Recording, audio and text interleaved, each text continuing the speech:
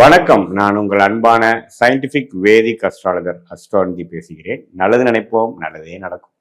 இப்போ பார்த்தீங்கன்னா தொடர்ந்து நம்மளுடைய சேனலில் வரக்கூடிய வீடியோஸ்லாம் பார்த்துருப்பீங்க. சயின்டிபிக் வேதிக் அஸ்ட்ராலஜி முறையில் எந்த விதத்திலும் மிகைப்படுத்தாமல் உள்ளது உள்ளவாறு நம்மளுடைய வீடியோஸ் பார்த்துட்டு இருப்பீங்க.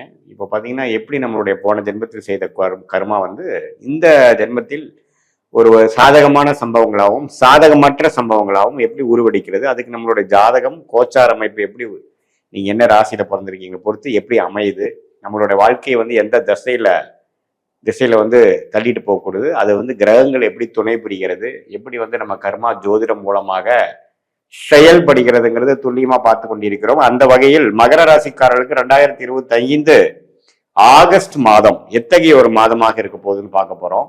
இப்போ பாத்தீங்கன்னா ஆகஸ்ட் மாசம் பிறக்கும் பொழுதே பாத்தீங்கன்னா குரு 6ஆம் இடத்துல இருந்து 12ஆம் வீட்டை பார்க்கிறார். தன் வீட்டையை பார்க்கும் பொழுது 6-12 அதிகமான ஒரு திரிட்பலம் ஒளி பெறுகிறது.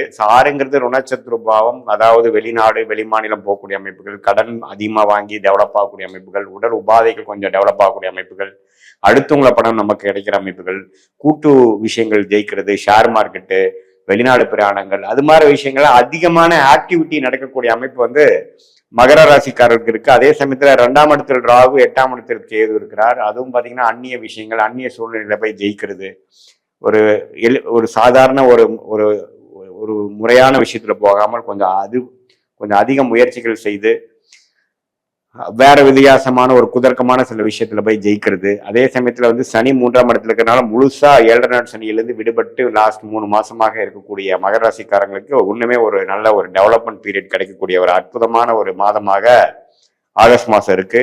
இதுல என்னன்னா குறிப்பா நம்ம கவனமா இருக்க வேண்டியது, கடன் அதிகமா வரக்கூடிய அமைப்புகள் இருக்கு. அந்த கடனால நாம உயரப் போகிறோம். அந்த எந்த அளவுக்கு நம்ம கடன் வாங்க முடியும், எந்த அளவுக்கு நம்ம அகலக்கால் வைக்க முடியுங்கிறதுல கொஞ்சம் மகர ராசியா இருக்கக்கூடிய அன்பர்கள், தொழில் அமைப்புகள் இருக்கிறவங்க கொஞ்சம் ஜாக்கிரதையா இருந்துக்கணும். அதே சமயத்துல டாப் அப் லோன் வாங்குறது, ஒரு வீடு கட்டிருக்கோ வீடு வாங்குறக்கோ லோன் போடுறது, அதே சமயத்துல ஒரு பழைய வண்டியை கொடுத்து புது வண்டி வாங்குறது, இது மாதிரி விஷயங்கள்லாம் அதிகமான விஷயத்துக்கு நம்ம ஈஸியா நமக்கு கிடைக்கும்.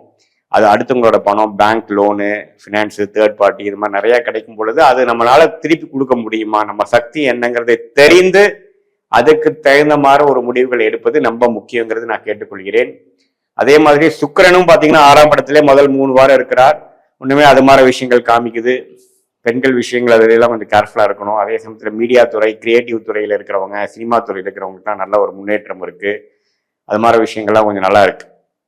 ஸோ வெளிநாடு எதிர்பார்த்துட்டு இருக்கிறவங்களுக்கு வெளிநாடு வாய்ப்புகள் உடனே கிடைக்குது. அது மாதிரி லோன் கிடைச்சு எஜுகேஷன் லோன் போகிறது, ஹையர் ஸ்டடிஸ் பண்ண போகிறது, விசா அப்ளை பண்ணி வேலைக்கு போகிறது, திடீர்னு ஒரு வாய்ப்பு மாறுறது, அது மாதிரி விஷயங்கள்லாம் அதிகமாக நடக்கக்கூடிய அமைப்புகள் மகர ராசிக்காரர்களுக்கு 2025 ஆகஸ்ட் மாதம் காமிக்குதுங்க. அதே சமயத்துல 7ஆம் இடத்திலே பார்த்தீங்கன்னா சூரியனும் புதன் இருக்கிறார்.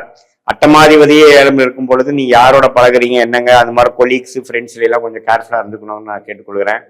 அதே சமயத்துல 9ஆம் இடத்துல செவ்வாய் இருக்கிறார். அப்பா விஷயத்துல கொஞ்சம் கேர்ஃபுல்லா இருக்கணும். செவ்வாயும் சனியும் நேர்கொள்ள பார்த்துக்கிறதுனால அப்பானால கொஞ்சம் கருத்து வேறுபாடுகள் வர்றது, கொஞ்சம் அவங்க உடல் உபாதைகள் வர்றதுங்கிற மாதிரி சில விஷயங்கள், பூர்வீகத்துல சில விஷயங்கள் ப்ராப்ளமா வருது, அதை நமக்கு சமாளிக்க வேணும் அப்படிங்கிற மாதிரி சில விஷயங்கள்லாம் கொடுக்குதுங்க.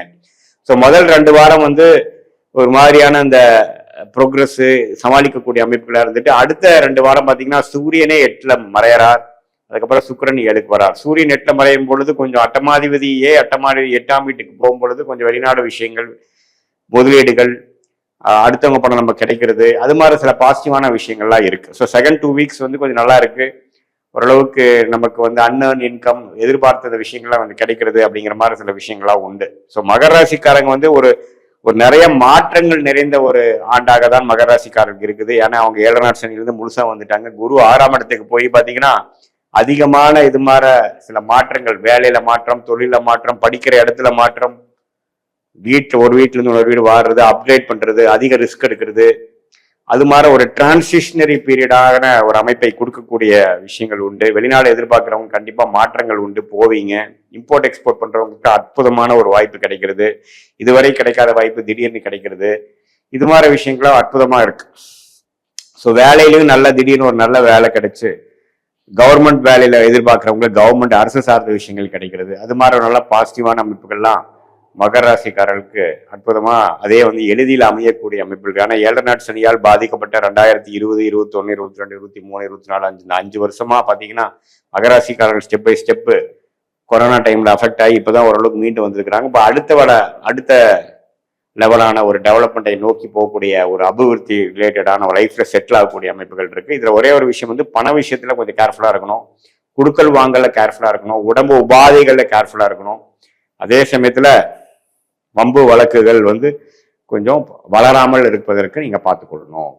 இது மாதிரி அமைப்புகள்லாம் வந்து மகர ராசிக்காரர்களுக்கு கொஞ்சம் கேர்ஃபுல்லா இருக்கணுங்கிறது நீங்க தெரிஞ்சுக்கணும். இது வந்து பொதுவான பலனே தவிர உங்களுடைய ஜென்ம ஜாதகத்துல நீங்க எந்த தேதியில பிறந்தீங்க, எந்த நேரத்துல பிறந்தீங்க, எந்த ஊர்ல பிறந்தீங்கன்னு உங்க ஜாதகத்தை போட்டு அதுல நடக்கக்கூடிய தசாபுக்திகள் எப்படி இருக்குது, உங்க லக்னம் என்ன லக்னத்துல பிறந்தீங்க, இந்த தசாபுக்தி லக்னத்துக்கு என்ன ஆதிபத்தியம் பெறுகிறது.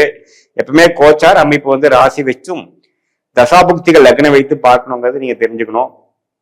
ஸோ அந்த தசாபுக்திகள்லாம் இப்ப எப்படி நடக்குது, அது உங்களோட வாழ்க்கையில என்ன மாற்றத்தை கொடுக்க போகுது, என்ன திசை திருப்ப போகிறது, எது மாதிரி முடிவுகளை நீங்க ஆகஸ்ட் மாசத்துக்கு அப்புறம் எடுக்கிறது நல்லது, அடுத்தடுத்த விஷயங்கள் எப்படி காமிக்குது, எது மாதிரி துறையில போகிறது நல்லது, எந்த நேரத்தில் வேலை மாறலாம், எந்த நேரத்தில் வந்து ரிஸ்க் எடுக்கலாம், எந்த நேரத்தில் ரிஸ்க் எடுக்கக்கூடாது அப்படிங்கிறதுலாம் நம்ம வேத ஜோதிட அடிப்படையான தசாபுக்திகள் வைத்து நம்ம பார்த்து அது மூலமாக நீங்க பலம் எடுத்து அது மூலமாக நீங்க வாழ்க்கையை திட்டமிட்டு முடிவுகளை எடுத்து அது பிரகாரம் நீங்கள் செயல்படுவீங்கனால் தேவையற்ற விரயங்கள், தேவையற்ற பண விரயங்கள், சமய விரயங்கள்லாம் தவிர்த்து உங்களுடைய கர்மா என்னவோ அதன் பிரகாரம் உங்களை வாழ்க்கை அமைத்து கொண்டு எளிதில் எதிர்நீச்சல் போடாமல் வாழ்க்கையோட பிராப்தத்துக்கு நிகராக நீங்க வாழ்க்கையை செலுத்தி நீங்களும் வாழ்க்கை எளிதில் வெற்றி பெறலாம். இது நம்ம பார்த்தது பார்த்தீங்கன்னா கோச்சார் அமைப்பு வந்து ஒரு பொதுவான பலன்களே தவிர உங்களுடைய ஜென்மஜாதகத்தை பார்க்கிற தசாபுக்தியில் வைத்து இந்த கோச்சாரத்தோட சேர்த்து பார்க்கும் பொழுது உண்மையே துல்லியமான பலன்கள் சயின்டிபிக் வேதிக் அஸ்ட்ராலஜி முறையில நம்மளால பார்த்து அது மூலமா நம்ம வந்து வாழ்க்கையில முடிவுகளை எடுத்து ஜெயிக்க முடியுங்கிறது நான் கேட்டுக்கிறேன். இது பொதுவான பலன்களை. மீண்டும் மற்றொரு காணொலியில் சந்திப்போம். நன்றி, வணக்கம்.